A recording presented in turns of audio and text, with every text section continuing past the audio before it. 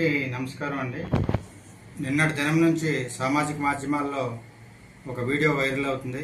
ఆ వీడియోని పరిశీలిస్తే అది అనకాపల్లి మండలం పిసినకాడ గ్రామంలో ఉన్న శివాలయం వద్ద ఇద్దరు వ్యక్తులు వికృత చేష్టలతో హిందువుల మనోభావాలు దెబ్బతిన్న విధంగా ఉన్నటువంటి ఒక వీడియోని వైరల్ చేస్తున్నారు.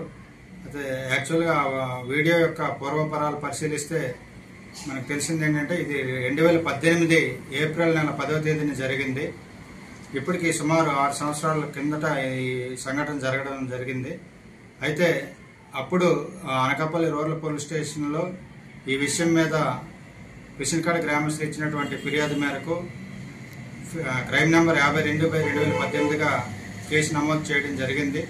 కేసు నమోదు చేసి దర్యాప్తులో భాగంగా ఇద్దరు బాల నేరస్తుల్ని అదుపులోకి తీసుకొని జువెనైల్ కోర్టు ద్వారా వాళ్ళని జువెనైల్ హోమ్కు కూడా తరలించడం జరిగింది. దాని తర్వాత తదనంతరం ఈ కేసు యొక్క సాక్ష్యాలను బట్టి వాళ్ళిద్దరికి కూడా శిక్ష పడడం కూడా జరిగింది. అయితే అవి వాస్తవాలు తెలుసుకోకుండా చాలామంది ఈ యొక్క వీడియోని ప్రస్తుతం జరిగినటువంటి సంఘటనగా భావిస్తున్నట్లుగా అందరూ కూడా మా సామాజిక మాధ్యమాల్లో షేర్ చేస్తున్నారు.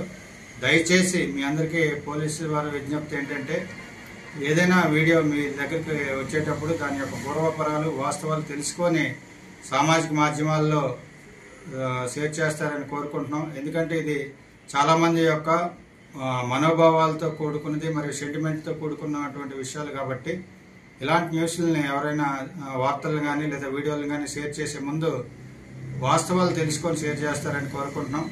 ఇలా అవాస్తవాలను షేర్ చేసే వాళ్ళ మీద క్రియేట్ చేసే వాళ్ళ మీద పోలీసు వారు నిరంతరం నిఘా ఏర్పాటు చేయడం జరిగింది. వారి మీద తగిన చట్టరీత్యమైన చర్యలు కూడా తీసుకోబడతాయని తెలియజేస్తున్నాం. Thank you.